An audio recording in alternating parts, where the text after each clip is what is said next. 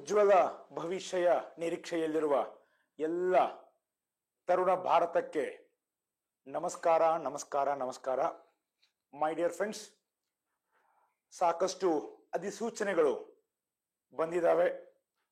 ಸ್ಪರ್ಧಾತ್ಮಕ ಪರೀಕ್ಷೆಯ ತಯಾರಿಯಲ್ಲಿರುವ ತಾವು ಭರ್ಜರಿಯಾಗಿ ನಿಯಮಿತವಾಗಿ ಸಕಾರಾತ್ಮಕ ಮನೋಭಾವದಿಂದ ಅಧ್ಯಯನ ಮಾಡ್ತಾ ಇದ್ದೀರಾ ಅಂತ ತಿಳ್ಕೊಂಡಿದ್ದೀನಿ. ಕ್ಲಾಸಿಕ್ ಎಜುಕೇಶನ್ ಯೂಟ್ಯೂಬ್ ಚಾನೆಲ್ಗೆ ತಮಗೆಲ್ಲರಿಗೂ ಸ್ವಾಗತ ಸುಸ್ವಾಗತ. ನನ್ನ ಹೆಸರು ವಿಜಯೇಂದ್ರ ಎಂ ಮಹಿಷಿ ಅಂತ, engineer by education and faculty or teacher by profession. Classic ಮಹಾಸಂಸ್ಥೆಯಲ್ಲಿ ಹಲವಾರು ವರ್ಷಗಳಿಂದ ಭಾಷಾಂತರ, ಅದಕ್ಕೆ ಬೇಕಾಗುವ ಮೂಲ ವ್ಯಾಕರಣ, translation with basic English grammar, ಸಂಕ್ಷಿಪ್ತ ಬರಹ, ಪ್ರಿಸಿ ರೈಟಿಂಗ್, ವ್ಯಕ್ತಿತ್ವ ಬೆಳವಣಿಗೆ, ಪರ್ಸನಾಲಿಟಿ ಡೆವಲಪ್ಮೆಂಟ್, ಅದರಲ್ಲಿ ಸಾಕಷ್ಟು ಕೌಶಲ್ಯಗಳು, ಸಂದರ್ಶನದ ಕೌಶಲ್ಯಗಳು, ಇಂಟರ್ವ್ಯೂ ಸ್ಕಿಲ್ಸ್ ಮತ್ತು ಸಂವಹನದ ಆಂಗ್ಲ ಭಾಷೆ, that is communicative or spoken English, ಈ ವಿಷಯಗಳನ್ನ ಬೋಧಿಸ್ತಾ ಇದ್ದೀನಿ. ಇವತ್ತು ಒಂದು ವಿಶೇಷ ಸನ್ನಿವೇಶಕ್ಕೆ ನಾವೆಲ್ಲ ಸೇರ್ಕೊಂಡಿದ್ದೀವಿ ಸ್ನೇಹಿತರೆ.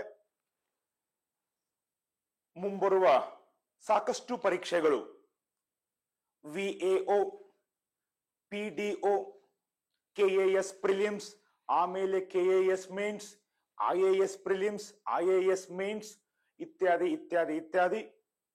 ದೇವರ ಗುರುಗಳ ಅನುಗ್ರಹದಿಂದ ಅಧಿಸೂಚನೆಗಳು ಸಾಕಷ್ಟು ಆಗಿವೆ. ರಭಸದ ಮಳೆ, ಮುಂಗಾರಿನ ಮಳೆ ಆಗಿದೆ ಅಂತ ಅನ್ಬಹುದು. ಆದ್ರೆ ನೀವು ಅದರ ಯಶಸ್ಸಿನ ಭಾಗ ಆಗಬೇಕು. You should be a successful part of those notifications. ಆ ರೀತಿ ಆಗ್ಬೇಕಂದ್ರೆ ಕರ್ನಾಟಕದಲ್ಲಿರುವ ನಮಗೆ ಕನ್ನಡ ಮತ್ತು ವ್ಯಾವಹಾರಿಕ ಭಾಷೆ ಇಂಗ್ಲಿಷ್ ಎರಡು ಬಹಳ ಮಹತ್ವದ್ದು. ಈ ಹಿಂದೆ ಸಾಕಷ್ಟು ಭಾಷಾಂತರ ಟ್ರಾನ್ಸ್ಲೇಷನ್ ತರಗತಿಗಳಲ್ಲಿ ಇದ್ರ ಬಗ್ಗೆ ಹೇಳಿದ್ದೀನಿ. ಬಟ್ ಕೆಲವೊಂದು ವಿಷಯಗಳನ್ನ ಇವತ್ತು ರಿಪೀಟ್ ಮಾಡುವಂಥದ್ದು, ಮತ್ತೆ ಮತ್ತೆ ಹೇಳುವಂಥದ್ದು, because repetition is the mother of skills. Yes my dear friends. So ಪರೀಕ್ಷೆ ವಿಎಒ ಇರಬಹುದು, ಪಿಡಿಒ ಇರಬಹುದು, ಕೆಎಎಸ್ ಇರಬಹುದು, ಐಎಎಸ್ ಇರಬಹುದು ಮೈ ಡಿಯರ್ ಫ್ರೆಂಡ್ಸ್. ಆದ್ರೆ ಇಂಗ್ಲಿಷ್ ವಿಷಯಕ್ಕೆ, ವ್ಯಾಕರಣದ ವಿಷಯಕ್ಕೆ, ಪದ ಸಂಪತ್ತು ವೊಕ್ಯಾಬುಲರಿ ವಿಷಯಕ್ಕೆ ಏನೂ ವ್ಯತ್ಯಾಸ ಇಲ್ಲ. ಪ್ಲೇ ಇದಕ್ಕೆ 5-6 ಅರ್ಥ. ಪಿಡಿಒ ಎಕ್ಸಾಮ್ ದಲ್ಲೂ ಸೇಮ್, ವಿಎಒ ಎಕ್ಸಾಮ್ ದಲ್ಲೂ ಸೇಮ್, ಕೆಎಎಸ್ ಎಕ್ಸಾಮ್ ದಲ್ಲೂ ಅದೇ, ಐಎಎಸ್ ಎಕ್ಸಾಮ್ ದಲ್ಲೂ ಅದೇ. ಹೀಗಾಗಿ ವ್ಯಾಕರಣ, ಇಂಗ್ಲಿಷ್ ವ್ಯಾಕರಣ, ಪದ ಸಂಪತ್ತು ಪರೀಕ್ಷೆ ಯಾವುದೇ ಇದ್ರೂ ಬಹಳ ವ್ಯತ್ಯಾಸ ಆಗೋದಿಲ್ಲ. ಕಲಿಲೇಬೇಕು. ಪ್ರತಿನಿತ್ಯದ ಆಧಾರಿತವಾಗಿ ಪದ ಸಂಪತ್ತನ್ನ ಬೆಳೆಸ್ತಾ ಇರಬೇಕು, ವ್ಯಾಕರಣ ಕಲಿತಾ ಇರಬೇಕು, ಪ್ರಾಕ್ಟೀಸ್ ಮಾಡ್ತಾ ಇರಬೇಕು. ಮಿಸ್ಟೇಕ್ ಆಗ್ತವೆ, ತಪ್ಪುಗಳಾಗ್ತವೆ, ತಿದ್ಕೋಬೇಕು, ಮುನ್ನುಗ್ಗಬೇಕು. ಆದ್ದರಿಂದ ತಾವೆಲ್ಲ ಮುನ್ನುಗ್ಗುತ್ತಿದ್ದೀರಾ ಅಂತ ಭಾವಿಸ್ಕೊಂಡು, my dear friends, winners never quit, quitters never win. So I think you are all winners. So ಆ ಉದ್ದೇಶದಿಂದ ಇವತ್ತು ಮುಂಬರುವ ಎಲ್ಲ ಸ್ಪರ್ಧಾತ್ಮಕ ಪರೀಕ್ಷೆಗಳಿಗೆ ಪ್ರತ್ಯಕ್ಷವಾಗಿ ಪರೋಕ್ಷವಾಗಿ ಹೆಲ್ಪ್ ಆಗುವಂತಹ ಕೆಲವೊಂದು ಮಹತ್ವದ ವಿಷಯವನ್ನ ತಿಳ್ಕೊಳ್ಳೋಣ. ಇಂಗ್ಲಿಷ್ ಗ್ರಾಮರ್ ಇದು ಸಹಿತ ಬಹಳ ವಿಶಾಲವಾದ ಸಾಗರ. ನಾವು ಹೇಳಿದ್ದೇ ಬರುತ್ತೆ, ಇದೇ ವಿಷಯ ಬರುತ್ತೆ ಅಂತಲ್ಲ. ಯಾವುದಕ್ಕೂ ಎಲ್ಲ ವ್ಯಾಕರಣದ ವಿಷಯಗಳನ್ನ ತಿಳ್ಕೊಂಡು ಇಟ್ಕೊಳ್ಳೋದು ಒಳ್ಳೆಯದು. ಪ್ರಶ್ನೆ ಪತ್ರಿಕೆಗಳು ವರ್ಷದಿಂದ ವರ್ಷಕ್ಕೆ ವಿಭಿನ್ನ ಆಗ್ತಿರಬಹುದು, ಅದ್ರ ಮೇಲೇನೆ ಕೇಳ್ತಾರ ಅಂತ ಹೇಳಕ್ ಬರಲ್ಲ. ಇದು ಸ್ಪರ್ಧಾತ್ಮಕ ಪರೀಕ್ಷೆ, ಬಟ್ ಯಾವುದಕ್ಕೂ ನಾವು ತಯಾರಾಗೋಣ ಅಂತ ಹೇಳ್ತಾ, ಮೈ ಡಿಯರ್ ಫ್ರೆಂಡ್ಸ್, ಇವತ್ತಿನ ವಿಷಯದಲ್ಲಿ errors in the use of tenses, ಕಾಲಗಳು, ವರ್ತಮಾನ ಕಾಲ, ಭೂತಕಾಲ ಮತ್ತು ಭವಿಷ್ಯತ್ ಕಾಲ, ಪ್ರೆಸೆಂಟ್, ಪಾಸ್ಟ್ ಮತ್ತು ಫ್ಯೂಚರ್ ಟೆನ್ಸ್ ಗಳಲ್ಲಿನ ಎರರ್ಸ್, ತಪ್ಪುಗಳನ್ನ ಕಂಡು ಹಿಡಿಲಿಕ್ಕೆ ಕೊಡ್ತಾರೆ. ಆ ಪ್ರಶ್ನೆಗಳನ್ನೂ ಸಹಿತ 2-3 ಬೇರೆ ಬೇರೆ ತರ ಕೊಡಬಹುದು. ಕೆಲವೊಂದು ವಾಕ್ಯಗಳಿಗೆ ಭಾಗವನ್ನ ಬರೆದು ABCDE ಯಾವ ಭಾಗದಲ್ಲಿ ಗ್ರಾಮರ್ ವ್ಯಾಕರಣ ದೋಷವಿದೆ ಅಂತ ಕೇಳಬಹುದು, ಅಥವಾ ಬೇರೆ ತರ ಕೇಳಬಹುದು. 4 ಆಯ್ಕೆಗಳನ್ನ ಕೊಡಬಹುದು. ಆದ್ರೆ ನಿಮಗೆ ಮೂಲ ಉತ್ತರ ಗೊತ್ತಿದ್ರೆ, if you know the root answer, the main answer, you can answer my dear friends. ಆ ನಿಟ್ಟಿನಲ್ಲಿ ಕೆಲವೊಂದು ಪ್ರಶ್ನೆಗಳನ್ನ ಓಕೆ ನಿಮ್ ಮುಂದೆ ಇಡ್ತಾ ಇದೀನಿ. ಬಟ್ ಅದಕ್ಕಿಂತ ಮುಂಚೆ we have to learn these tenses very very much, my dear friends. Tenses is very important. ಮೂಲವಾಗಿ ನಮಗೆ ನಿಮಗೆಲ್ಲ ಗೊತ್ತಿರೋದು ಮೂರು ಕಾಲಗಳು: ವರ್ತಮಾನ ಕಾಲ ಪ್ರೆಸೆಂಟ್ ಟೆನ್ಸ್, ಭೂತಕಾಲ ಪಾಸ್ಟ್ ಟೆನ್ಸ್, ಭವಿಷ್ಯತ್ ಕಾಲ ಫ್ಯೂಚರ್ ಟೆನ್ಸ್. ಆದ್ರೆ ಪ್ರತಿಯೊಂದು ಕಾಲದಲ್ಲಿ 4 ವಿಧಗಳು. ಸೊ ಟು ಸ್ಟಾರ್ಟ್ ವಿತ್ ವರ್ತಮಾನ ಕಾಲ ಪ್ರೆಸೆಂಟ್ ಟೆನ್ಸ್ ಅಲ್ಲಿನ 4 ವಿಧಗಳನ್ನ ಗ್ರಾಮರ್ ರೂಲ್ ಜೊತೆಗೆ ಅರ್ಥ ಮಾಡ್ಕೊಳ್ಳೋಣ. ನಂಬರ್ 1, ಮೈ dear friends, simple present tense, ಸಾಮಾನ್ಯ ವರ್ತಮಾನ ಕಾಲ. ಯಾವಾಗ ಬಳಕೆ ಮಾಡ್ತೀವಿ? ಪ್ರಸ್ತುತ. ಕೇಳಿಸ್ಕೊಳ್ಳಿ, ಇದರ ಆಧಾರಿತವಾಗಿನೇ ಯಾವಾಗ ಬಳಕೆ ಮಾಡ್ತೀವಿ ಮತ್ತು ವ್ಯಾಕರಣದ ನಿಯಮಗಳು ಅದರ ಆಧಾರಿತವಾಗಿನೇ ಮುಂದೆ ಪ್ರಶ್ನೆಗಳು ಇರ್ತಾವೆ ಸ್ನೇಹಿತರೆ. ಸಿಂಪಲ್ ಪ್ರೆಸೆಂಟ್ ಟೆನ್ಸ್ ಅನ್ನ, ಸಾಮಾನ್ಯ ವರ್ತಮಾನ ಕಾಲವನ್ನ ಒಂದ್ 2-3 ಆದ್ರೂ ಉಪಯೋಗ ತಿಳ್ಕೊಳ್ಳೋಣ. ನಂಬರ್ 1, ಪ್ರಸ್ತುತ, ಪ್ರಚಲಿತ, ದಿನನಿತ್ಯದ ಘಟನೆಗಳನ್ನ ಹೇಳಲು. 2ನೇದು, ಜಾಗತಿಕ ಸತ್ಯಗಳು, ಟು ಡಿನೋಟ್ ಯೂನಿವರ್ಸಲ್ ಟ್ರೂತ್ಸ್. 3ನೇದು, ಹವ್ಯಾಸಗಳು, to denote the hobbies, etcetera etcetera ಇತ್ಯಾದಿ ಸನ್ನಿವೇಶಗಳಲ್ಲಿ ಸಿಂಪಲ್ ಪ್ರೆಸೆಂಟ್ ಟೆನ್ಸ್ ಅನ್ನ ಬಳಕೆ ಮಾಡ್ತೀವಿ. ಇನ್ನ ಇದರ ಗ್ರಾಮರ್ ರೂಲ್, ವ್ಯಾಕರಣದ ನಿಯಮ ಕೇಳಿಸ್ಕೊಳ್ಳಿ ಸ್ನೇಹಿತರೆ. ವರ್ಬ್ ಅಂದ್ರೆ ಮುಖ್ಯ ಕ್ರಿಯಾಪದ, ಈಟ್ ಅಂದ್ರೆ ತಿನ್ನು, ನಡೆ ಅಂದ್ರೆ ವಾಕ್, ಸಂಘಟಿಸು ಅಂದ್ರೆ ಆರ್ಗನೈಸ್, ವಿಮರ್ಶಿಸು ಅಂದ್ರೆ ಕ್ರಿಟಿಸೈಸ್, ಬಿಕ್ಕಿ ಬಿಕ್ಕಿ ಅಳು ಅಥವಾ ಗದ್ಗರಿಸು ಅಂದ್ರೆ ಸಾಬ್, ಎಟ್ಸೆಟ್ರಾ ಎಟ್ಸೆಟ್ರಾ ಎಟ್ಸೆಟ್ರಾ ಇತ್ಯಾದಿ ಇತ್ಯಾದಿ ಇತ್ಯಾದಿ. ಈ ವರ್ಬ್ ಮುಖ್ಯ ಕ್ರಿಯಾಪದ ಡಸ್ ನಾಟ್ ಚೇಂಜ್. ಏನ್ ಹೇಳಿ ಸ್ನೇಹಿತರೆ? ಮುಖ್ಯ ಕ್ರಿಯಾಪದ ಬದಲಾವಣೆ ಆಗೋದಿಲ್ಲ. ಯಾವಾಗ? ಐ, ಯು, ದೇ ಮತ್ತು ವಿ ಸರ್ವನಾಮಗಳನ್ನ ಬಳಕೆ ಮಾಡಿದಾಗ. ಸಿಂಪಲ್ ಪ್ರೆಸೆಂಟ್ ಟೆನ್ಸ್ ಅಲ್ಲಿ ಮುಖ್ಯ ಕ್ರಿಯಾಪದ ರೈಟ್ ಆಗೇ ಉಳಿಯುತ್ತೆ, ರೀಡ್ ಆಗೇ ಉಳಿಯುತ್ತೆ, ಸಾಬ್ ಆಗೇ ಉಳಿಯುತ್ತೆ, ಆರ್ಗನೈಸ್ ಆಗೇ ಉಳಿಯುತ್ತೆ, ಕ್ರಿಟಿಸೈಸ್ ಆಗೇ ಉಳಿಯುತ್ತೆ. ಯಾವಾಗ? ಆ, ಯು, ದೇ, ವಿ ಸರ್ವನಾಮಗಳನ್ನ ಬಳಕೆ ಮಾಡಿದಾಗ. ಯಾವ ಟೆನ್ಸ್? ಮತ್ತೊಮ್ಮೆ ಸಿಂಪಲ್ ಪ್ರೆಸೆಂಟ್ ಟೆನ್ಸ್. ಬಹಳಷ್ಟು ವಿಷಯಗಳನ್ನ ರಿಪೀಟ್ ಮಾಡ್ತಾ ಇದ್ದೀನಿ, ಗಮನವಿಟ್ಟು ಕೇಳಿ. ಇನ್ನ ವರ್ಬ ಮುಂದೆ ಸೇರಿಸು. ಏನನ್ನ ಸೇರಿಸು? ಎಸ್ ಅಥವಾ ಇ ಎಸ್ ಅಥವಾ ಆ ಇ ಎಸ್ ಅನ್ನ. ಯಾವ ಸನ್ನಿವೇಶಗಳಲ್ಲಿ? ಹಿ, ಶಿ, ಇಟ್ ಇದ್ದಾಗ. ಮೊದಲನೆಯ ಈಗ ವಿವರಣೆ ಕೊಡ್ತಾ ಇದ್ದೀನಿ, ಮುಂದಿನ ಎಲ್ಲ ಪ್ರಶ್ನೆಗಳಿಗೆ ಅನ್ವಯ. ಓಕೆ, ಸೊ ವರ್ಬ ಮುಂದೆ ಸೇರಿಸಬೇಕು. ಏನನ್ನ? S, E S, I S. ಯಾವ ಸನ್ನಿವೇಶಗಳಲ್ಲಿ? ಹಿ, ಶಿ, ಇಟ್ ಅಂದ್ರೆ ತೃತೀಯ ವಾಚಕ ಏಕವಚನ, ಥರ್ಡ್ ಪರ್ಸನ್ ಸಿಂಗ್ಯುಲರ್ ಗಳನ್ನ ಬಳಕೆ ಮಾಡಿದಾಗ. ಒಬ್ಬ ಪುರುಷ ಹಿ, ಒಬ್ಬ ಮಹಿಳೆ ಶಿ, ಒಂದು ನಿರ್ಜೀವ ಅಥವಾ ಸಜೀವ ವಸ್ತು. ಓಕೆ, 2 ಇರಬಹುದು ಇಟ್, ಬಟ್ ಅಂತೂ ಇಂತೂ ತೃತೀಯ ವಾಚಕ ಏಕವಚನ. ಒಂದೇ ಎಕ್ಸಾಂಪಲ್ ಹೇಳ್ಬೇಕಂದ್ರೆ, ಐ ರೈಟ್, ನಾನು ಬರೆಯುತ್ತೇನೆ, you write, they write, we write. But he, she, it ಇದ್ದಾಗ he writes, she writes, it writes. So this is a what? Grammar rule of simple present tense. Okay, my friends. Next tense is present continuous tense. ಮುಂದಿನದು ಸ್ನೇಹಿತರೆ second tense is present continuous tense.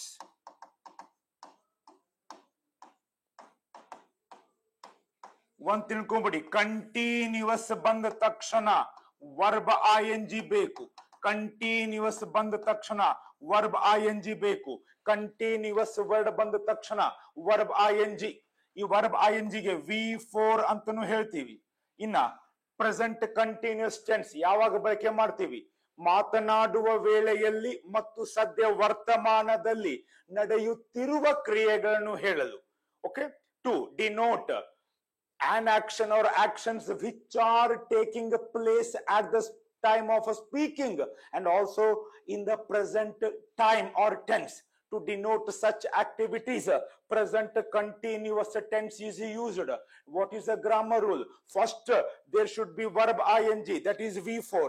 It is preceded by, ಅಂದ್ರೆ ಅದರ ಹಿಂದ್ಗಡೆ B ರೂಪದ ಸಹಾಯಕ ಕ್ರಿಯಾಪದಗಳು ಇರಬೇಕು. ಯಾವ್ದ್ಯಾವುದು? ಆಮ್, ಈಸ್ ಮತ್ತು ಆರ್ ಇರುವಿಕೆಯನ್ನ ಹೇಳುವಂತಹ ಹೆಲ್ಪಿಂಗ್ ವರ್ಬ್ಗಳು ಆಮ್, ಈಸ್, ಆರ್.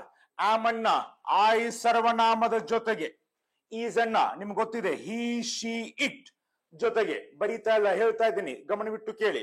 ಈಸ್ ಅನ್ನ ಹಿ, ಶಿ, ಇಟ್, ಆರ್ ಅನ್ನ ದೇ, ಯು, ವಿ ಜೊತೆಗೆ ಯೂಸ್ ಮಾಡುವಂಥದ್ದು. This is present continuous tense. ಮಾತನಾಡುವ ವೇಳೆಯಲ್ಲಿ ಸದ್ಯ ವರ್ತಮಾನದಲ್ಲಿ ನಡೆಯುತ್ತಿರುವ ಕ್ರಿಯೆಗಳನ್ನು ಹೇಳಲು. ಓಕೆ, ಈ ಟೆನ್ಸ್ ಅನ್ನ ಯೂಸ್ ಮಾಡ್ತೀವಿ. That is present continuous tense. Next my dear friends, third tense. ಈ ಎಲ್ಲ ಆಧಾರಿತವಾಗಿ ಪ್ರಶ್ನೆಗಳು ಅವಶ್ಯವಾಗಿ ಬರ್ತವೆ my dear friends. Third one is present perfect tense. ಯಾವ್ದು ಹೇಳಿ? Present perfect tense. ಇದಕ್ಕೆ ಕನ್ನಡದಲ್ಲಿ ಪರಿಪೂರ್ಣ ವರ್ತಮಾನ ಕಾಲ ಅಂತ ಹೇಳ್ತೀವಿ. ಇದನ್ನ ಯಾವಾಗ ಬಳಕೆ ಮಾಡ್ತೀವಿ ಕೇಳಿಸ್ಕೊಳ್ಳಿ. ಈ ಮೊದಲು ಪೂರ್ಣಗೊಂಡು ವರ್ತಮಾನದಲ್ಲಿ ಪ್ರಾಮುಖ್ಯತೆ ಹೊಂದಿರುವ ಘಟನೆಗಳನ್ನು ಹೇಳಲು ಪ್ರೆಸೆಂಟ್ ಪರ್ಫೆಕ್ಟ್ ಟೆನ್ಸ್ ಅನ್ನ ಬಳಕೆ ಮಾಡ್ತೀವಿ. ಓಕೆ, ಸೊ ಪರಿಪೂರ್ಣ ವರ್ತಮಾನ ಕಾಲ ಅಂತ ಹೇಳ್ತೀವಿ. ಓಕೆ, ಸೊ ಈ ಪ್ರೆಸೆಂಟ್ ಪರ್ಫೆಕ್ಟ್ ಟೆನ್ಸಿನ grammar rule my dear friends, has or have followed by V3, V1, V2, V3. Very important point. Okay, ಯಾಕಂದ್ರೆ ಪ್ರತಿಯೊಂದು ಕ್ರಿಯಾಪದದ ನಡತೆ V1 simple present, simple future, negative simple past ಅಲ್ಲಿ ಬಳಕೆ ಮಾಡ್ತೀವಿ. V2 ಸಿಂಪಲ್ ಪಾಸ್ಟ್ ಟೆನ್ಸ್ ಅಲ್ಲಿ ಬಳಕೆ ಮಾಡ್ತೀವಿ. V3 ಪ್ರೆಸೆಂಟ್ ಪರ್ಫೆಕ್ಟ್ ಅಲ್ಲಿ ಬಳಕೆ ಮಾಡ್ತೀವಿ. ಮುಂದೆ ಬರುವ ಪಾಸ್ಟ್ ಪರ್ಫೆಕ್ಟ್, ಫ್ಯೂಚರ್ ಪರ್ಫೆಕ್ಟ್ ಅಂದ್ರೆ ಎಲ್ಲ ತರದ ಪರ್ಫೆಕ್ಟ್ ಟೆನ್ಸ್ ಗಳಲ್ಲಿ V3 ಬಳಕೆ ಮಾಡ್ತೀವಿ. For example walk, walked, walked. V2 V3 same ಇದೆ, ಕೆಲವೊಮ್ಮೆ ಡಿಫ್ರೆಂಟ್ ಇರ್ತದೆ. Sing, sang, sung etcetera. So present perfect tense ಅಲ್ಲಿ ಈ ಮೊದಲು ಪೂರ್ಣಗೊಂಡಿರುತ್ತೆ. That event has already taken place but it has got importance in the present time. To denote such events we use present perfect tense. ಅನುಕೂಲತೆಗೆ ಎರಡೂ ಭಾಷೆಗಳಲ್ಲಿ ಹೇಳ್ತಾ ಇದ್ದೀನಿ, but very simple. Grammar rule, please give concentration more on the grammar rule and the examples. Has ಅಥವಾ have V3 ಬಳಕೆ ಮಾಡಬೇಕು ಸ್ನೇಹಿತರೆ. ಇನ್ನು has ಯಾವಾಗ ಬಳಕೆ ಮಾಡ್ತೀವಿ? This is also very important. He, she, it ಇದ್ದಾಗ. have ಯಾವಾಗ ಯೂಸ್ ಮಾಡ್ತೀವಿ?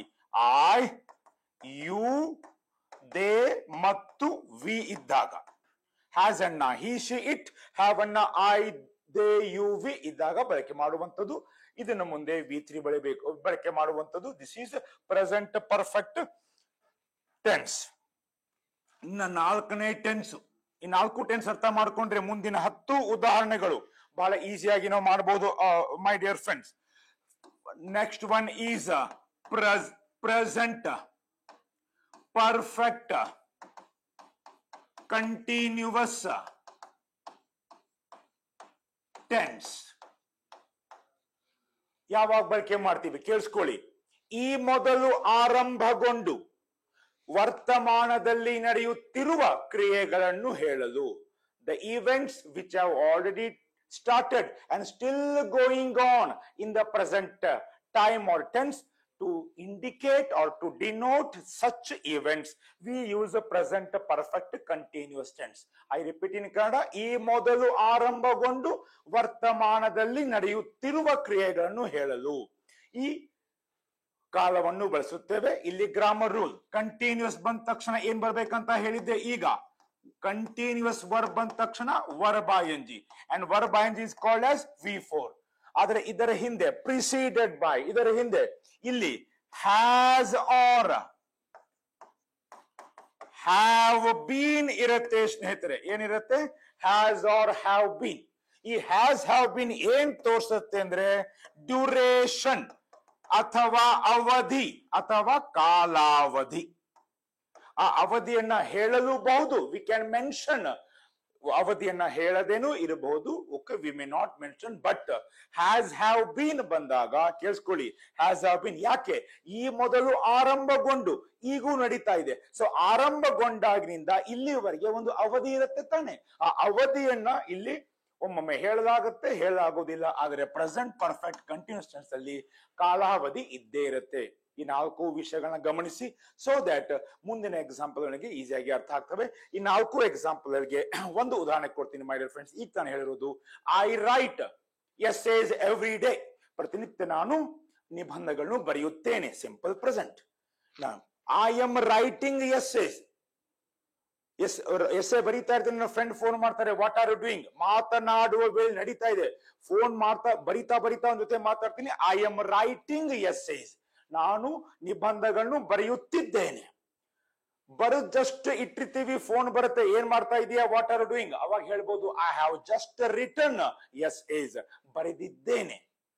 ಇನ್ನ ಅರ್ಧ ಗಂಟೆಯಿಂದ ಬರಿತಾ ಇರ್ತೇನೆ, ಅರ್ಧ ಗಂಟೆ ಆದ್ಮೇಲೆ ಫೋನ್ ಬರುತ್ತೆ, what are you doing? I have been writing for last half an hour ಅಂತ ಹೇಳ್ಬೋದು. ಅರ್ಥ ಆಯ್ತಾ? ಈ ರೀತಿ ಐ ರೈಟ್, ನಾನು ಬರೆಯುತ್ತೇನೆ. ಐ ಎಮ್ ರೈಟಿಂಗ್, ನಾನು ಬರೆಯುತ್ತಿದ್ದೇನೆ. ಐ ಹ್ಯಾವ್ ರಿಟನ್, ನಾನು ಬರೆದಿದ್ದೇನೆ. ಐ ಹ್ಯಾವ್ ಬೀನ್ ರೈಟಿಂಗ್, ನಾನು ಬರೆಯುತ್ತಾ ಇದ್ದೇನೆ. ಒಂದು ಎಕ್ಸಾಂಪಲ್ ಕೊಟ್ಟಿದ್ದೀನಿ, ವಿವರಗಳನ್ನ ಅತಿ ಕ್ಲಿಯರ್ ಆಗಿ ಹೇಳಿದೀನಿ. ನಾವು ಈಗ ಇದರ ಆಧಾರಿತವಾದ ಪ್ರಶ್ನೆಗಳು ಏನಿರ್ತವೆ ಅವನ್ನ ಅರ್ಥ ಮಾಡ್ಕೊಳ್ಳೋ ಸ್ನೇಹಿತರೆ. ಇದರಲ್ಲಿ ತಪ್ಪುಗಳನ್ನ ಕಂಡು ಹಿಡಿದಿರುತ್ತೆ. ಈಗಾಗಲೇ ಹೇಳ್ದಂಗೆ ಅದನ್ನ ಗುರ್ತಾರು ಮಾಡಬೇಕು ಅಥವಾ ಆಪ್ಷನ್ ಕೊಟ್ರೆ ಅದರೆಲ್ಲ ಮಾಡಬೇಕು. ನಾನು ಮೂಲ ಉತ್ತರ ನಿಮ್ಗೆ ಹೇಳ್ಬಿಡ್ತೀನಿ, ಅದರ ಆಧಾರಿತವಾದ ಯಾವ ಪ್ರಶ್ನೆಗಳು ಬಂದ್ರು ನೀವು ಉತ್ತರ ಗೊತ್ತಿದ್ರೆ ಅವಶ್ಯವಾಗಿ ಬರೀಬಹುದು. Okay, yes, let's move on to the question number 1. I am taking exercise every day. ಇದರಲ್ಲಿ ತಪ್ಪು ಎಲ್ಲಿದೆ? ಇಲ್ಲಿ ನೋಡಿ, ಐ ಆಮ್ ಟೇಕಿಂಗ್, ಇಲ್ಲಿ ING ಇದೆ. ಸೊ ಇದು ಪ್ರೆಸೆಂಟ್ ಕಂಟಿನ್ಯೂಸ್. ಆದ್ರೆ ಎಂಡ್ ವಿತ್ ಏನಿದೆ? Every day. Every day is a simple present my dear friends. So ವಾಕ್ಯ ಸಿಂಪಲ್ ಪ್ರೆಸೆಂಟ್ ಇಂದ ಕೊನೆಗೊಂಡಿರೋದ್ರಿಂದ ಸಿಂಪಲ್ ಪ್ರೆಸೆಂಟಿನ ನಿಯಮಗಳು ಇಲ್ಲೆಲ್ಲ ಅನ್ವಯ ಆಗಬೇಕು. ಸಿಂಪಲ್ ಪ್ರೆಸೆಂಟಿನ ನಿಯಮ ಏನು? ಈಗ ತಾನೇ ಕಲ್ತಿದೀವಿ 10 ನಿಮಿಷ ಹಿಂದೆ. Okay, simple present is used to denote action, denote an action or actions which takes place every day at present time. Grammar rule: verb does not change when we use are you, they, we. Okay, so ಹೀಗಾಗಿ ಇಲ್ಲಿ verb ಯಾವ್ದು use ಮಾಡಿದ್ದಾರೆ? taking. So take should not change it. ಅರ್ಥ ಆಯ್ತಾ? So take every day ಇದು simple present ನಲ್ಲಿ ಇರೋದ್ರಿಂದ simple present grammar rule, verb does not change when we use I, you, they ಮತ್ತು we. ಸ್ನೇಹಿತರೆ, ಪ್ರನೌನ್ I ಇದೆ, verb take ಇದೆ. Taking ಆಗ್ಬಾರ್ದು, ಆಮ್ ಆಗ್ಬಾರ್ದು. ಹಿಂಗಾಗಿ so what it should be? Am taking ಬದಲು ಏನಾಗ್ಬೇಕು? I take. I take exercise every day because verb does not change when we use simple present tense. Simple present tense ಹೆಂಗ್ ಗೊತ್ತಾಯ್ತು? Every day, ಪ್ರತಿನಿತ್ಯ ನಡೆಯುವ ಘಟನೆಗಳನ್ನ ಹೇಳಬೇಕಾದ್ರೆ simple present. Simple present grammar rule: verb does not change. ಆ you they we, verb ಮುಂದೆ S, E S, IS, he, she, it. But ಇಲ್ಲಿ ಆ ಇರೋದ್ರಿಂದ, ವರ್ಬ್ ಟೇಕ್ ಇರೋದ್ರಿಂದ ಟೇಕ್ ಶುಡ್ ನಾಟ್ ಚೇಂಜ್. ಹಿಂಗಾಗಿ the right answer for this is, my dear friends, ಪೂರ್ತಿಯಾಗಿ ಹೇಳ್ಬೇಕು ನೋಡಿ. ಯಾಕಂದ್ರೆ ಪ್ರೆಸೆಂಟ್ ಕಂಟಿನ್ಯೂಸ್ ಸಿಂಪಲ್ ಪ್ರೆಸೆಂಟ್ ಒಂದೇ ವಾಕ್ಯದಲ್ಲಿ ಬಂದ್ರೆ ಮಿಸ್ ಮ್ಯಾಚ್ ಆಗುತ್ತೆ, ಹೊಂದೋದಿಲ್ಲ. ಹಿಂಗಾಗಿ what is the right answer? The answer will be I take exercise every day. My dear friends, ಬರುತ್ ತೆಗಿರಿ, ಅದಕ್ಕೆ ನಾನು ಸಹಿತ ಬರುತ್ ತೆಗಿತಾ ಇದ್ದೀನಿ. Please have the hobby of writing. Okay, so ಇದು ರೈಟ್ ಆನ್ಸರ್. ನಾನು ಪ್ರಿಂಟ್ ಮಾಡಿಸಿಲ್ಲ, DTP ಮಾಡಿಸಿಲ್ಲ, ಡೆಲಿಬರೇಟ್ಲಿ ಬೇಕಂತೆ. ಯಾಕೆ? We have to write. So I am taking ಬದಲು ಏನಾಗಬೇಕು? I take. I am taking ಬದಲು I take, because I take matches with simple present tense, that is every day. ಅರ್ಥ ಆಯ್ತಾ? ಸೊ ಈಗ ಒಂದು ವೇಳೆ ಅವರು ಏನಂತ ಕೊಟ್ಟಿರ್ತಾರೆ, ಓಕೆ, ಯಾವ ಭಾಗದಲ್ಲಿ ಗ್ರಾಮರ್ ದೋಷವಿದೆ ಅಂತ ಕೊಟ್ಟಿದ್ರೆ, ಉದಾಹರಣೆ ಆ ಭಾಗನ ಈ ರೀತಿ ಕೊಟ್ಟಿದ್ರೆ, ಐ ಎ ಭಾಗ, ಆಮ್ ಟೇಕಿಂಗ್ ಬಿ ಭಾಗ, ಎಕ್ಸರ್ಸೈಸ್ ಸಿ ಭಾಗ, ಎವ್ರಿ ಡೇ ಡಿ ಭಾಗ. ಕೆಲವು ಆಪ್ಷನ್ ಕೊಟ್ಟಿರಬಹುದು, ABCD. ಯಾವ ಭಾಗದಲ್ಲಿ ಗ್ರಾಮರ್ ದೋಷವಿದೆ? You can take I am taking. ಅರ್ಥ ಆಯ್ತಾ? So I am taking exercise every day should be I take exercise every day. Right?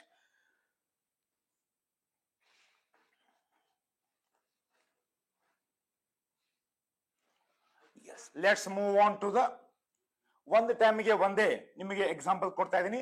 Present continuous ಮೇಲೆ ಕೊಡಬಹುದು. I am taking exercise now ಅಂತ ಹೇಳ್ಬೋದು. ಓಕೆ, ಸೊ ಒಮ್ಮೆಲೆ ಎಲ್ಲವನ್ನ ಗಲಿಬಿಲಿ ಮಾಡ್ಕೊಳ್ಬೇಡ, one by one we can go. Okay, I have ನೋಡಿ, ಇದನ್ನ ಹ್ಯಾವ್ ಬಂದ ತಕ್ಷಣ ರೆಡ್ ಅಂತ ಓದಬೇಕು. ಇಲ್ಲಿ 2-3 ವಿಷಯ ಕಳೆದಿದೆ. ನಂಬರ್ 1 ರೀಡ್, ಇದರ V2 spelling V3, spelling same, ಆದ್ರೆ ಉಚ್ಚಾರ ಏನಂತ ಮಾಡಬೇಕು? ರೆಡ್ ಅಂತ ಮಾಡಬೇಕು. ಏನಂತ ಮಾಡಬೇಕು? ರೆಡ್. ಉಚ್ಚಾರ ಮಾತ್ರ ರೀಡ್, ರೆಡ್, ರೆಡ್. ಓಕೆ, ಈಗ ನೋಡಿ, I have red this magazine yesterday. ಕೊನೆಯ ವರ್ಡ್ ಏನಿದೆ? ಯೆಸ್ಟರ್ಡೇ. ಯೆಸ್ಟರ್ಡೇ ಯಾವ ಟೆನ್ಸು?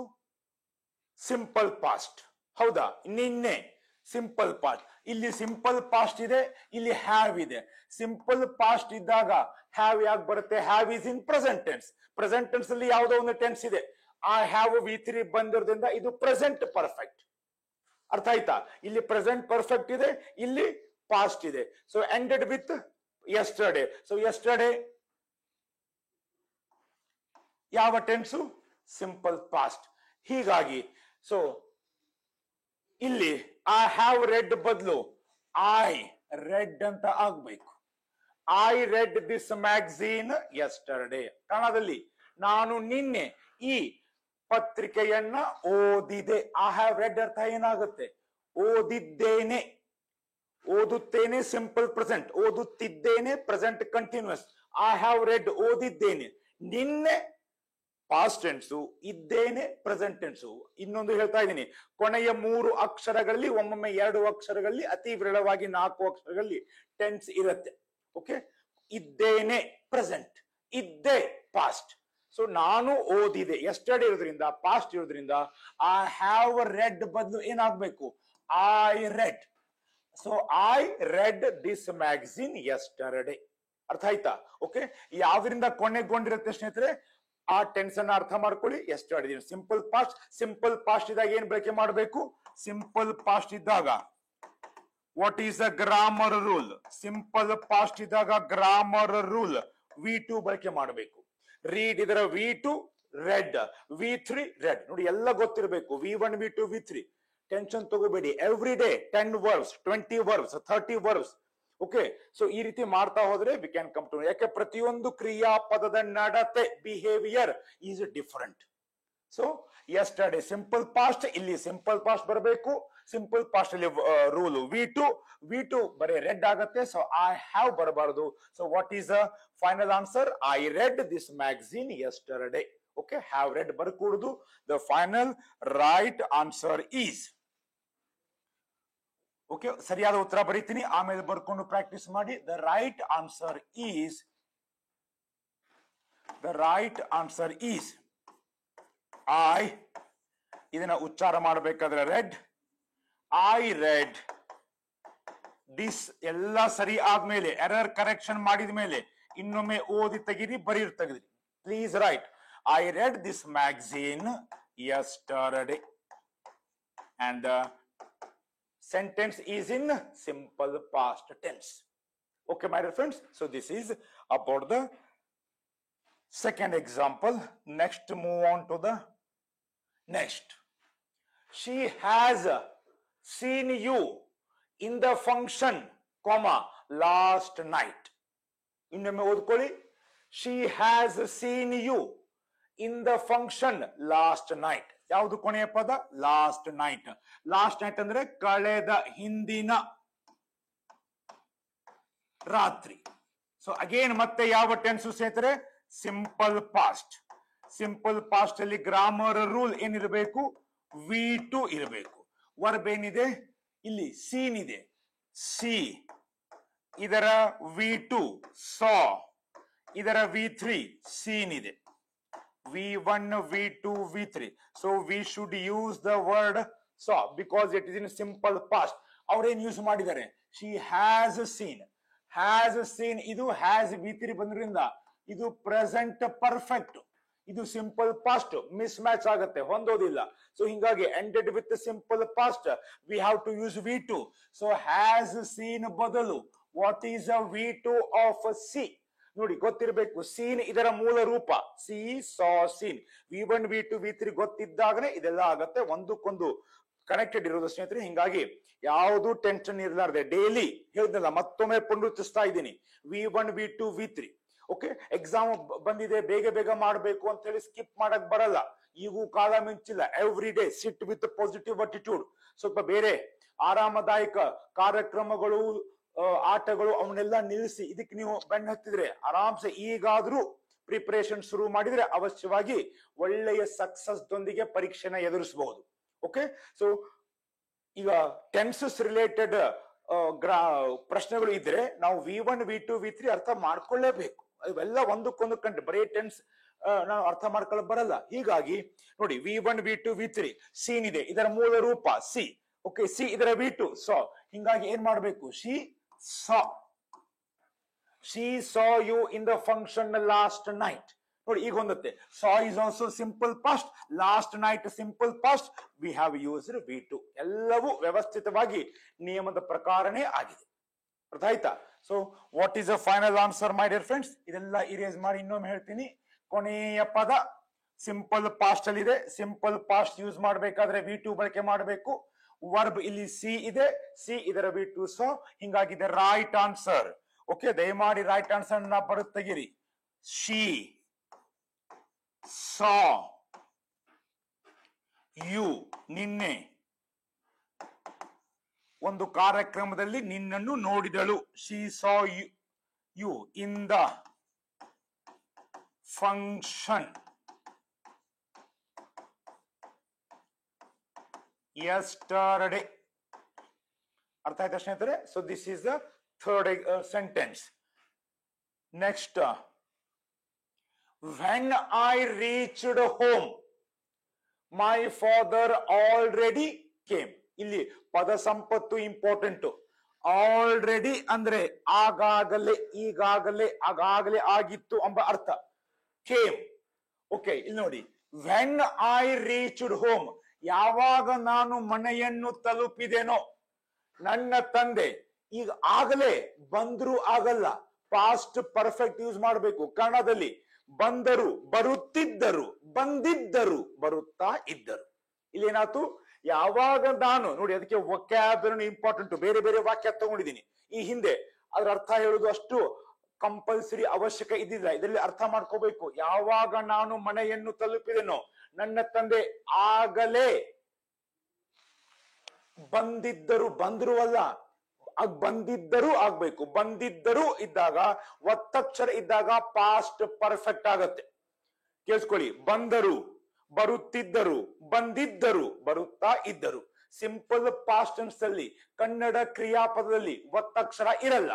ಪಾಸ್ಟ್ ಪರ್ಫೆಕ್ಟ್ ನಲ್ಲಿ ಕನ್ನಡ ಕ್ರಿಯಾಪದದಲ್ಲಿ ಒತ್ತಕ್ಷರ ಇರತ್ತೆ.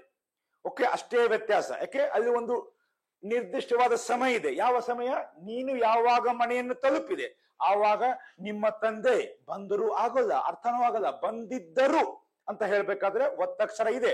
ಒತ್ತಕ್ಷರ ಇದ್ದಾಗ past perfect. Past perfect grammar rule, had V3 ಬಳಕೆ ಮಾಡಬೇಕು ಸ್ನೇಹಿತರೆ. ವಾಟ್? Had V3. ಹಿಂಗಾಗಿ ಇನ್ನೊಂದು important, V1 V2 V3 of come. ನೋಡಿ ಅದಕ್ಕೆ ಹೇಳ್ತಾ ಇದೀನಿ, ಇದೆಲ್ಲ ಇಂಪಾರ್ಟೆಂಟ್. ಕಮ್, ಕೇಮ್, ಆದ್ರೆ V3 ಮತ್ತೆ ಕಮ್. ಕೆಲವೊಂದು ಕ್ರಿಯಾಪದಗಳು ಮೂರು ಬೇರೆ ಬೇರೆ ಇರ್ತವೆ. ಕೆಲವೊಂದು ಕ್ರಿಯಾಪದಗಳು V1 ಒಂದು, V2 V3 ಸೇಮ್ ಇರ್ತವೆ. Walk, walked, walked. ಆದ್ರೆ ಇಲ್ಲಿ ನೋಡಿ, V1 V3 ಸೇಮ್, ಆದ್ರೆ V2 ಡಿಫರೆಂಟ್. ರೈಟ್? ಸೊ ಹಿಂಗಾಗಿ ಪಾಸ್ಟ್ ಪರ್ಫೆಕ್ಟ್ ಬರ್ಬೇಕಂದ್ರೆ ಹ್ಯಾಡ್ V3 ಬರಬೇಕು. ಮೈ ಫಾದರ್ ಆಲ್ರೆಡಿ ಕೇಮ್ ಬದಲು what you should write? Had come. ಆಗಲೇ ಬಂದಿದ್ದರು. ಯಾವಾಗ ನಾನು ಮನೆಯನ್ನು ತಲುಪಿದೆ, ನೋಡಿ ಅರ್ಥನೂ ಆಗ್ಬೇಕು. ಅದಕ್ಕೆ vocabulary, dictionary reference, making V1 V2 V3 all are important. ಅಯ್ಯೋ ಇವನ್ನೆಲ್ಲ ಮಾಡ್ಬೇಕಂತಲ್ಲ, ಇವನ್ನ ಒಂದೊಂದೇ ಡೈಲಿ ಮಾಡ್ತಾ ಹೋದ್ರೆ ನಿಮಗೆ ಒಟ್ಟು ಅದ್ರ ಬಗ್ಗೆ ಓಕೆ ಟೆನ್ಷನ್ ಆಗಲ್ಲ, ನರ್ವಸ್ನೆಸ್ ಆಗಲ್ಲ. ನಿಯಮಿತವಾಗಿ ಮಾಡ್ತಾ ಹೋಗಿ. Okay, you will be out of pressure. Okay, ನಿಮ್ಗೆ ಯಾವ್ದು ತರದು ತೊಂದರೆ ಆಗ್ಬಾರ್ದಂದ್ರೆ ಪ್ರತಿನಿತ್ಯದ ಆಧಾರಿತವಾಗಿ ಕೆಲವೊಂದು ವರ್ಬಗಳನ್ನ ಲೀಸ್ಟ್ ಮಾಡಲೇಬೇಕು. ಓಕೆ, ಸೊ ಈ ರೀತಿ ಆಲ್ರೆಡಿ ಆಗಲೇ ಒಂದು ನಿರ್ದಿಷ್ಟ ಸಮಯದಲ್ಲಿ ಹಿಂದೆ ಪಾಸ್ಟ್ ಟೆನ್ಸ್ ಆಗಿರೋ ಘಟನೆ ಪಾಸ್ಟ್ ಪರ್ಫೆಕ್ಟ್. ಹಿಂಗಾಗಿ ಪಾಸ್ಟ್ ಪರ್ಫೆಕ್ಟ್ ಯೂಸ್ ಮಾಡಬೇಕಾದ್ರೆ ಹ್ಯಾಡ್ V3, ವರ್ಬ್ ಇರೋದು ಕೇಮ್ ಇದ್ರೆ V1 ಕಮ್ ಇದ್ರೆ V3 ಅಗೇನ್ ಕಮ್ ಆಗುತ್ತೆ. ಹಿಂಗಾಗಿ when I reached home my father already had come ಅಂತ ಬರಿಬೇಕು. ಇಲ್ಲಿ ಗ್ರಾಮರ್ ದೋಷವಿದೆ. ಅರ್ಥ ಆಯ್ತಾ? ಸೊ ಈ ರೀತಿ ಮಾಡಿದಾಗ what is a final answer my dear friends? ಮತ್ತೊಮ್ಮೆ ಹೇಳ್ತಾ ಇದ್ದೀನಿ, ಎಲ್ಲ ಅನಾಲಿಸಿಸ್ ವಿಶ್ಲೇಷಣೆ ಆದ್ಮೇಲೆ, ತಪ್ಪು ಕಂಡು ಹಿಡಿದ ಮೇಲೆ, ಈಗ ಸದ್ಯ ಪ್ರಾಕ್ಟೀಸ್ ಮಾಡ್ಬೇಕಾದ್ರೆ ಅವಶ್ಯವಾಗಿ ಉತ್ತರ ಬರಿ ತೆಗೀರಿ, ಪೂರ್ತಿಯಾಗಿನೇ ಬರೀರಿ. So that speed also increase. When I reached home, my father. What is the right answer? Already had came. Okay, past perfect tense. Next sentence is this match was telecasted on YouTube. ಇದನ್ನ ಅರ್ಥ ಮಾಡ್ಕೋಬೇಕಾದ್ರೆ ಮೈ dear friends, 3 ತರಹದ ವರ್ಬ್ಗಳನ್ನ ಅರ್ಥ ಮಾಡ್ಕೋಬೇಕು. ಕೇಳಿಸ್ಕೊಳ್ಳಿ, 3 ತರಹದ ವರ್ಬ್ಗಳು. ವಿಶೇಷವಾಗಿ English ನಲ್ಲಿ ವರ್ಬ್ಗಳನ್ನ ಸಹಿತ 3 ತರ ಕ್ಲಾಸಿಫೈನು ಮಾಡ್ತಾರೆ, ವರ್ಗೀಕರಣ. Main verb, helping verb, okay, transit, ಇನ್ ಟ್ರಾನ್ಸಿಟ್. ಈಗ ಇಲ್ಲಿ ನಾವು ಮಾಡ್ತಾ ಇರೋದು ರೆಗ್ಯುಲರ್, ಇರ್ರೆಗ್ಯುಲರ್ ಮತ್ತು ಪಿಕ್ಯುಲಿಯರ್. ಯಾವ ಇಂಗ್ಲಿಷ್ ಕ್ರಿಯಾಪದಗಳಿಗೆ, ಓಕೆ, ಯಾವ ಇಂಗ್ಲಿಷ್ ಕ್ರಿಯಾಪದಗಳಿಗೆ ಡಿ, ಇಡಿ, ಐಡಿ, ಒಮ್ಮೊಮ್ಮೆ ಟಿ ಅಕ್ಷರಗಳನ್ನ ಸೇರಿಸಿ V2 ಮತ್ತೆ V3 ಅನ್ನ ಪಡಿತೀವಿ, ಅವುಗಳಿಗೆ ರೆಗ್ಯುಲರ್ ವರ್ಬ್ ಅಂತ ಹೇಳ್ತೀವಿ. ಯಾವ ವರ್ಬು? ರೆಗ್ಯುಲರ್ ವರ್ಬ್ ಅಥವಾ ವೀಕ್ ವರ್ಬ್ ಅಂತ ಹೇಳ್ತೀವಿ. ಫಾರ್ ಎಕ್ಸಾಂಪಲ್ ವಾಕ್, ಇದರ V2 ವಾಕ್ಡ್, ಇಡಿ ಸೇರೋದ್ರಿಂದ ಏನಾಗತ್ತೆ? Regular verb. V3 also walked. ಸಾಕಷ್ಟು ಎಕ್ಸಾಂಪಲ್ ಗೊತ್ತಿದೆ. walked, tied, jumped, organized, emerged, sobbed, etc., criticized, etc., etc. ಇವುಗಳು ಯಾವ ವರ್ಬ್? Regular verb. ಇನ್ನ ಯಾವ ವರ್ಬ್ಗಳನ್ನ ಸ್ಪೆಲ್ಲಿಂಗ್ ಚೇಂಜ್ ಮಾಡಿ, ಸ್ಪೆಲ್ಲಿಂಗ್ ಅಂದ್ರೆ ಕಾಗುಣಿತ, ಸ್ಪೆಲ್ಲಿಂಗ್ ಬದಲಾವಣೆ ಮಾಡಿ V2 ಮತ್ತೆ V3 ಅನ್ನ ಪಡಿತೀವಿ, V2 and V3 ಪಡಿತೀವಿ, ಅವುಗಳಿಗೆ ಇರ್ರೆಗ್ಯುಲರ್ ವರ್ಬ್ ಅಂತ ಹೇಳ್ತೀವಿ. ಯಾವ ವರ್ಬ್ ಸ್ನೇಹಿತರೆ? ಇರ್ರೆಗ್ಯುಲರ್ ವರ್ಬ್ಸ್ ಅಥವಾ ಸ್ಟ್ರಾಂಗ್ ವರ್ಬ್ಸ್. ಇಲ್ಲಿ ಸ್ಪೆಲ್ಲಿಂಗ್ ಚೇಂಜ್ ಆಗ್ಬೇಕು. ಉದಾಹರಣೆ ಸಿಂಗ್, ವೆರಿ ಪಾಪ್ಯುಲರ್. V2 ಸ್ಯಾಂಗ್. ನೋಡಿ V2 ಏನಾಯ್ತು? ಇಲ್ಲಿ ಡಿಇಡಿ ಬರ್ಲಿಲ್ಲ, ಸ್ಪೆಲ್ಲಿಂಗ್ ಚೇಂಜ್ ಆಯ್ತು. V3 ಸಂಗ್. ಸೊ ಡಿಇಡಿ ಬಂದಾಗ ರೆಗ್ಯುಲರ್, ಸ್ಪೆಲ್ಲಿಂಗ್ ಚೇಂಜ್ ಆದಾಗ ಇರ್ರೆಗ್ಯುಲರ್. ಡಿಇಡಿ ಬಂದಾಗ ರೆಗ್ಯುಲರ್, ಸ್ಪೆಲ್ಲಿಂಗ್ ಚೇಂಜ್ ಆದಾಗ ಇರ್ರೆಗ್ಯುಲರ್. ನೆನಪಿಟ್ಕೊಳ್ಳಿ. ಇದಕ್ಕೆ ಇನ್ನೊಂದು ಹೆಸರು ವೀಕ್ ವರ್ಬ್, ಇದಕ್ಕೆ ಇನ್ನೊಂದು ಹೆಸರು ಸ್ಟ್ರಾಂಗ್ ವರ್ಬ್. ಆದರೆ ಇನ್ನೊಂದು ಕೆಟಗರಿ ಇದೆ ಸ್ನೇಹಿತರೆ, ಇನ್ನೊಂದು ವಿಭಾಗ.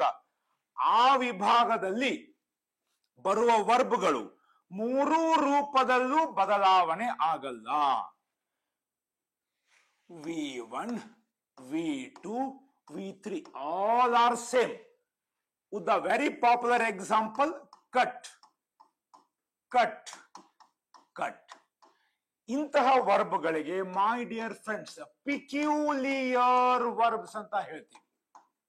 ಪಿಕ್ಯುಲಿಯರ್ ವರ್ಬ್ಸ್ ಅಥವಾ ವಿಶೇಷ ಕ್ರಿಯಾಪದಗಳು. ಇವು 3 ರೂಪದಲ್ಲಿ ಚೇಂಜ್ ಆಗಲ್ಲ, ಬದಲಾವಣೆ ಆಗಲ್ಲ. Today I cut, yesterday also I cut, tomorrow also I will cut, I shall cut. Okay, ಈ ಕ್ಯಾಟಗರಿಯಲ್ಲಿ ಕೆಲವೊಂದು ವರ್ಬ್ಗಳು ಬರ್ತವೆ. ಲೀಸ್ಟ್ ಮಾಡಿ ಇಟ್ಕೊಳ್ಳಿ, ಬುಕ್ ಅಲ್ಲಿ ಸಿಗತ್ತೆ, ಒಮ್ಮೊಮ್ಮೆ ಇಂಟರ್ನೆಟ್ ಅಲ್ಲೂ ಸಿಗತ್ತೆ ಅವಶ್ಯವಾಗಿ. Okay, list of peculiar verbs. Okay, ಆ ಪಿಕ್ಯುಲಿಯರ್ ವರ್ಬ್ಗಳ ಲಿಸ್ಟ್ ಅಲ್ಲಿ ಇದು ಒಂದು ಬರುತ್ತೆ. ಈ ಹಿಂದೆ ಬಂದಿರೋದು, ನಮ್ಮ ಪ್ರಶ್ನೆಯಲ್ಲಿ ಬಂದಿರೋದು ಟೆಲಿಕಾಸ್ಟ್,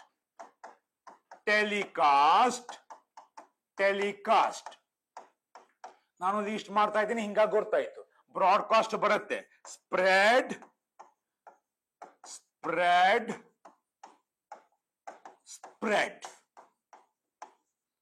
ಕ್ವಿಟ್,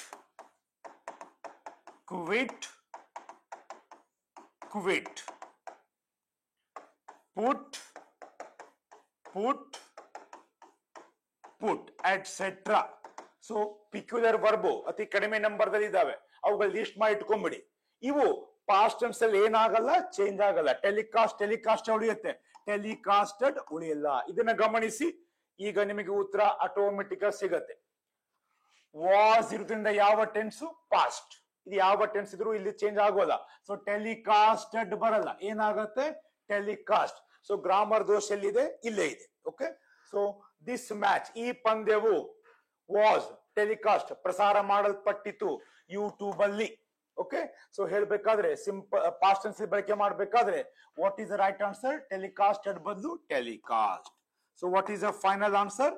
ದಿಸ್ ಮ್ಯಾಚ್. ಮತ್ತೊಮ್ಮೆ ಹೇಳ್ತಾ ಇದ್ದೀನಿ, ಎಲ್ಲ ಕ್ಲಿಯರ್ ಆದ್ಮೇಲೆ ಸರಿಯಾದ ವಾಕ್ಯಗಳನ್ನ ಬರೆದು ಕೊನೆಗೊಳಿಸಿ, ಅಂದ್ರೆ ಮೈಂಡ್ ಅಲ್ಲಿ ಸರಿಯಾದ ಉತ್ತರ ನೆನಪುಳಿಯುತ್ತೆ. This match was telecast on YouTube ಅಂತ ಹೇಳ್ಬೋದು, ಅಥವಾ this news was telecast on that channel ಅಂತ ಹೇಳ್ಬೋದು, ಎಟ್ಸೆಟ್ರಾ ಎಟ್ಸೆಟ್ರಾ ಇತ್ಯಾದಿ. ಅರ್ಥ ಆಯ್ತಾ ಸ್ನೇಹಿತರೆ? ಸೊ ಈ ರೀತಿ ಇವತ್ತಿನ ಕ್ಲಾಸ್ ನಲ್ಲಿ 5 ವಾಕ್ಯಗಳನ್ನ, ರೈಟ್, ಗ್ರಾಮರ್ ದೋಷ, ವ್ಯಾಕರಣ ದೋಷ, ಟೆನ್ಸ್ ಗಳ ಯೂಸ್ ಅಲ್ಲಿ ಕಂಡು ಹಿಡಿದೀವಿ. ಇನ್ನು 5 ವಾಕ್ಯಗಳನ್ನ ಮುಂದಿನ ತರಗತಿಯಲ್ಲಿ ಅವಶ್ಯವಾಗಿ ನೋಡೋಣ. ಯಾಕಂದ್ರೆ ಬರೀ ಹೇಳ್ತಾ ಹೋಗೋದಲ್ಲ, ನೀವು ಪ್ರಾಕ್ಟೀಸ್ ಮಾಡಬೇಕು. V1, V2, V3, 4 types of present tense, verbs meanings, all are important, all are necessary. Go with the positive attitude and you can crack. ಮುಂದಿನ ದಿನಗಳಲ್ಲಿ ಇನ್ನು ಮುಂದಿನ 5 ಎಕ್ಸಾಂಪಲ್, ಎ ಅಂಡ್ ದ ಯಾವಾಗ ಬಳಕೆ ಮಾಡಬೇಕು, ಎ ಅಂಡ್ ದ ಬಗ್ಗೆ, ಅದಾದ ಮೇಲೆ ಈ ಗ್ರಾಮರ್ ರಿಲೇಟೆಡ್ ಎಲ್ಲ ವಿಷಯಗಳ ಕೆಲವೊಂದು ಪ್ರಶ್ನೆಗಳನ್ನಾದ್ರೂ ಓಕೆ ಸಾಲ್ವ್ ಮಾಡಕ್ಕೆ ಅವಶ್ಯವಾಗಿ ಪ್ರಯತ್ನ ಮಾಡ್ತೀವಿ. ಅವಶ್ಯವಾಗಿ ನೋಡ್ತಾ ಇರಿ, ಒಳ್ಳೆಯ ಮಾಹಿತಿ ಕೊಡ್ತಾ ಇದ್ದೀವಿ. ಅವಶ್ಯವಾಗಿ ಇದನ್ನ ನಿಮ್ಮ ಫ್ರೆಂಡ್ಸ್ಗೆ, ಗ್ರೂಪ್ಸ್ ಗಳಿಗೆ ಶೇರ್ ಮಾಡಿ. ನಾವು ವಾಣಿಜ್ಯವಾಗಿ ಕಮರ್ಷಿಯಲಿ ಹೇಳ್ತಾ ಇಲ್ಲ, ಬಿಕಾಸ್ ಯಾವ ಜ್ಞಾನವನ್ನ ಶೇರ್ ಮಾಡಿದಾಗ ಓಕೆ ಸೊ ಅದರಿಂದ ನಮ್ಮ ಜ್ಞಾನ ಜಾಸ್ತಿ ಆಗುವ ಸಂಭವನೀಯತೆ ಇರುತ್ತೆ. ಹೀಗಾಗಿ ಅಧ್ಯಯನ ಮಾಡ್ತಾ ಇರಿ. ಮುಂದಿನ ಕ್ಲಾಸಲ್ಲಿ ಮತ್ತೆ ಭೇಟಿ ಹೋಗೋಣ. ಈ ಅವಕಾಶವನ್ನು ಕೊಟ್ಟಂತಹ ನಮ್ಮ ಸಂಸ್ಥೆಯ ನಿರ್ದೇಶಕರು ಶ್ರೀ ಲಕ್ಷ್ಮಣ್ ಉಪ್ಪಾರ್ ಸರ್ ಅವರಿಗೂ, ಯೂಟ್ಯೂಬ್ ನ ಎಲ್ಲ ತಾಂತ್ರಿಕ ವರ್ಗದವರಿಗೂ, ಅದಕ್ಕಿಂತ ಮಿಗಿಲಾಗಿ ಕುಳಿತು ಪಾಠ ಕೇಳುತ್ತಿರುವ ತಾವು, ತಮಗೆ ಅನುವು ಮಾಡಿಕೊಟ್ಟಂತ ತಮ್ಮ ಪಾಲಕರಿಗೆ ಧನ್ಯವಾದಗಳನ್ನು ಹೇಳಿ ಮತ್ತೆ ಮುಂದಿನ ಕ್ಲಾಸ್ ಸಿಗೋಣ. All the best. See you in the next class. Thank you very much for being with Classic Education YouTube channel. Thank you very much. All the best.